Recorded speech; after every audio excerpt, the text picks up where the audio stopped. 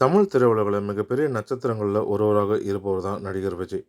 இவர் படம் ரிலீஸ் ஆகுது அப்படின்னாலே திரையரங்குகள் எல்லாமே திருவிழா கோலமாக மாறிடும். அந்த அளவுக்கு ரசிகர் பட்டாளத்தையே சேர்த்து வைத்திருக்காரு விஜய் அவர்கள்.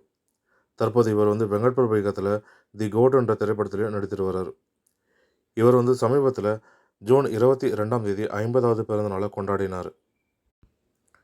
இவருக்கு திரை பிரபலங்கள் தொடங்கி அரசியல் கட்சிகள் வரை பலருமே பிறந்தநாள் வாழ்த்துக்களும் தெரிவித்தாங்க.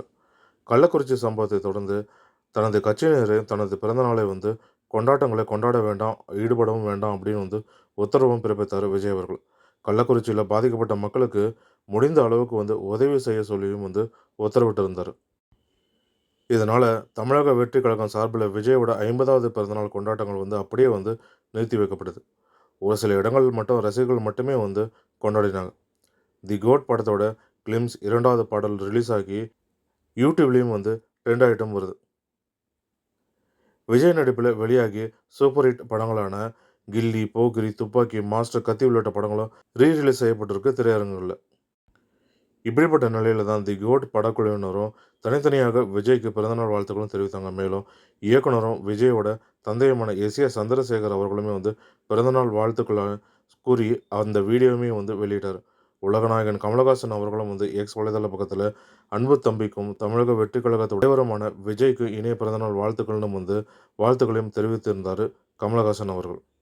அதேபோல் நாம் தமிழர் கட்சி தலைமை ஒருங்கிணைப்பாளரான சீமான் அவர்களுமே விஜய் அவர்களுக்கு வாழ்த்து உரையாடலுமே எழுதியிருந்தார்.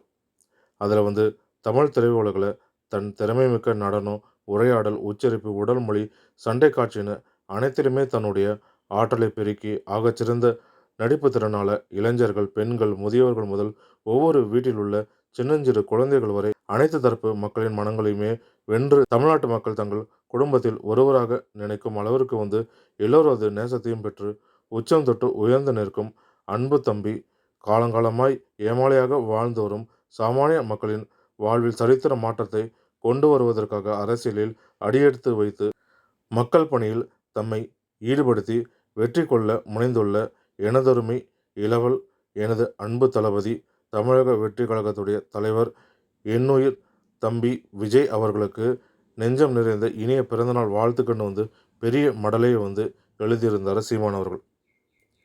இந்த நிலையில தான் நடிகை திரிஷா நடிகர் விஜய்க்கு இன்று பிறந்தநாள் வாழ்த்துக்கள்னு கூறி அதில் the calm to a storm, the storm to a calm, to many more milestone அஹெட்னு குறிப்பிட்டிருந்தார்.